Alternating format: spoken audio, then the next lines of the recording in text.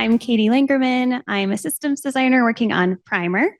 I'm a white woman with curly hair, and I'm based in San Diego. Hey, and I'm Lucas. I'm also a systems designer working on Primer. I'm a white guy with blonde hair and a blue striped shirt.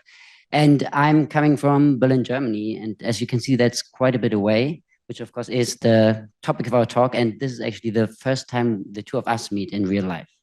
So, should I take? Yeah. So in this talk, we want to introduce this kind of challenge that this poses, then talk about advantages and disadvantages of working in an async manner. Afterwards, we will cover a few methods of communication that can be great for async and when to use which, and talk about when it does make sense to have a sync call to actually bridge the gap. And then we want to leave you with a few takeaways that can help you improve your own async collaboration. So at Primer, we are a global team, as you can see, working like across different time zones. And that, of course, means we work remote. But I guess for most of us, working remote is pretty normal, at least since COVID, right? And a lot of stuff doesn't change. Once you get used to it, you have your same sync meetings just digitally. And the biggest difference is maybe that you don't meet your colleagues at the coffee machine anymore. At Primer, though, we love to take things to the extreme. And that's the same, of course, with our work mode. So we don't just work remote, we work async remote. And what that means is that we don't pair folks based on their time zone proximity, but rather on skill set interests. And this is how Katie and I came to work together, because we are both real design nerds when it comes to design tokens specifically. And that is even though we don't share even an hour of overlap within our working time. And this was basically the new situation that I found myself in when joining GitHub about 2 years ago. So it was like a new company, a new team, a new project, and a completely new way of working. But luckily, I didn't have a lot of time to worry about this new way of working because I straight away jumped into my biggest project to date, which is Primitives V8. So as most of you know, primitives are our design tokens at GitHub. So that's the basic foundation for the system, Primer, and also all the custom UI. And V8 was the next major release we wanted to build. And there was a lot of stuff we wanted to change, starting with the naming convention to make this a little bit more predictable. We wanted to replace the underlying transformation layer from a custom solution built on JS to style dictionary, which is the de facto standard, moving from JS files to like the recommended JSON file formats recommended by the design token working group. And then were like a lot of accessibility issues that just crept up over time that we, of course, wanted to fix as well, introducing some tests to make sure we don't reintroduce them later. And in an effort to just reduce complexity, really, we wanted to remove a lot of output formats, focusing on JSON for documentation, and then CSS variables for all the front-end needs. And as you can maybe imagine, this is like a huge lift by itself. But we did this while all of GitHub was relying on primitives already, right? So that is even harder because we, of course, didn't want to impact the UI at all while we changed everything under the hood. And as you can guess, this needs a lot of collaboration. And the question, of course, is, does that even work when working async? But before we get into this, Katie is going to talk about the advantages and disadvantages of async working. Yes. So how did we make this happen? Well, so I live on the West Coast, and I'm pretty used to kind of trying to catch up with all my East Coast people. You saw the map earlier. We're all spread out. But it's challenging. And when Lucas joined, we quickly realized there's really not going to be many sync calls for us since we have basically no overlap. So instead, we really had to learn about working async and discover the benefits of that for this project. So the first thing we tackled was the token naming convention. And we found it very helpful to have this specific task to work on for our first like fully async collaboration, because we always kind of knew what the other person was doing and it had a start and an end. And without having any overlap in working hours, this kind of continuous feedback loop emerged for the way that we work. And essentially, we would spend the first part of our day kind of catching up on whatever the last the person did previously the day before. But the vast majority of the time is actually spent working autonomously.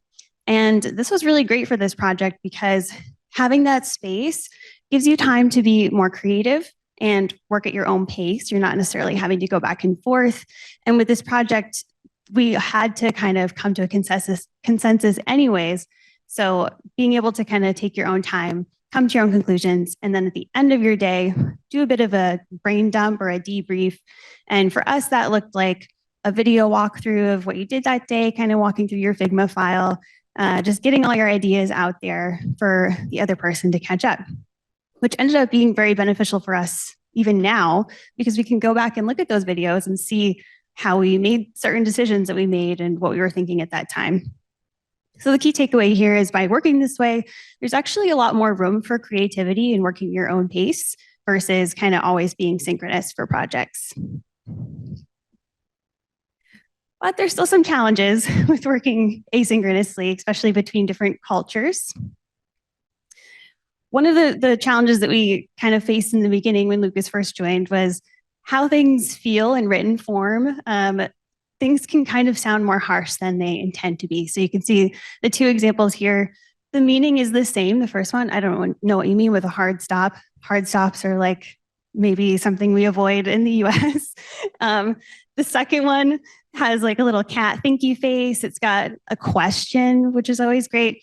I tend to be more of a second message person, if that's not clear from how I'm talking right now. But I've also come to learn that there's nothing wrong with the first message. The intent is the same. You should really give the other person the benefit of the doubt. Assume good intent, even if it seems harsh to you. We all come from different cultures. We all have different backgrounds. And so it's important to kind of be mindful of that as you work together. Or we could all just be more like Samit, which I heard is also something Joby does. This was inspired by you. I heard this last night when I got to meet him, actually. Anytime he calls me legend, it just like makes my day. And we could just, I don't know, something to learn there, I think. So we've covered some advantages and challenges of async. Now Lucas is going to talk about some of the async communication strategies that really worked for us during this project. Yeah, cool. So there are three main forms of communication that we use, which is text, audio, and video. Text being the most basic form, that can be like a simple Slack message. It could be writing a comment in Figma on a PR, also just putting something into a spreadsheet. And it's perfect because you can write it really quickly and you read it quickly normally. And if you use headlines and bullet lists and stuff like this in a good way, it's very scannable, right? So text is perfect for quick facts, maybe for a quick question and answer, or stuff like a status report, like what did I do today or what am I planning to do tomorrow? And if you do need more context, you can always add screenshots or prototype links, stuff like this. However, where text kind of starts to break down is when it comes to more emotional topics. And that does not necessarily mean talking about your emotions in a way. It could just be that maybe you have a different idea of how to solve a problem, or maybe you want to retackle a problem that the other person has already solved because you're not quite happy with this. And if you're not careful, this can lead to miscommunication and misunderstandings and a kind of negative spiral where it turns into more of an argument even. And when this is the case, then audio can be really good, because audio has this additional layer of tone of voice. And this is very important specifically for me as a German, because we tend to communicate very direct and very short. And that's not because we're angry people in general. It's more because we are very efficient, including in our communication, right? But of course, if I write something very short, that's very different than if I say it in an audio message, having maybe a calm and friendly tone of voice. And then it is seen more as maybe a suggestion or just another idea. Another benefit of audio is that you can add a lot of context very easily. Like it's easy to explain a choice and the reasoning for why you made a decision in a minute or two of audio, whereas if you write this down in a page or two, it's hard to write and it's hard to read. It just takes more time because consuming audio is pretty easy. And while you can, of course, add screenshots as well to audio, if you do need more context, then video is an even better way of communication. Video is also great for emotional topics because additionally to the tone of voice, you have your facial expressions, right? If you record yourself with your face at least. And we as people, we are made for face-to-face conversations. So we are really good at understanding how people feel about something when we see their face and hear their tone of voice. But of course, video is even better for adding a lot of context, because you don't just have a screenshot, you can actually walk through a user flow, or you can go through a piece of code and highlight the sections that you talk about. So it's easy to add a lot of context and still make it kind of easy to consume and understand. The downside being that it's also easy to overwhelm people with too much context. And because of this, I would recommend to like focus on one topic per video. So if you have multiple topics, just do multiple videos. And another thing I find helpful is if you outline the, I don't know, 5 topics you want to talk about, or the 5 questions you need answers in the beginning of the video, so people can kind of notice what to focus on while watching a video. So that is always kind of good. For us, after, I guess, a few misunderstandings in the beginning, we found video recordings as a great form of collaboration that really unlocked our work majorly. And this allowed us to make really quick advancements in our project, and also to ship the primitives we ate thingy actually successfully without major headaches.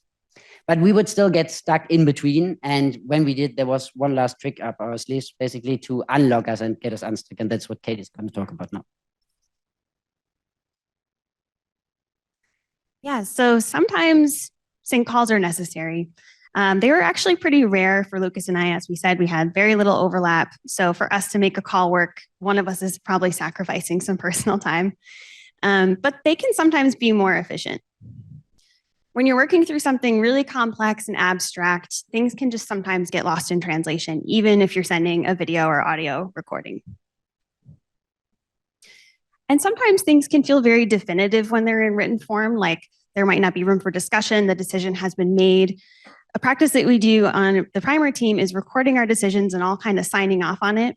But that's usually better for kind of the end of the decision-making process, when you've all maybe discussed it on a sync call and you're just kind of like finalizing a decision in that way. So an example for Lucas and I when we were working on primitives V8, of kind of some miscommunication that was solved by a sync call is when Lucas started working on our new display color scales. This felt a little overwhelming to me at first because it's a lot of colors. As you know, we already have a lot of colors. So I was like, how is this going to fit into the system? I'm not sure I'm really understanding. Things were getting lost in translation.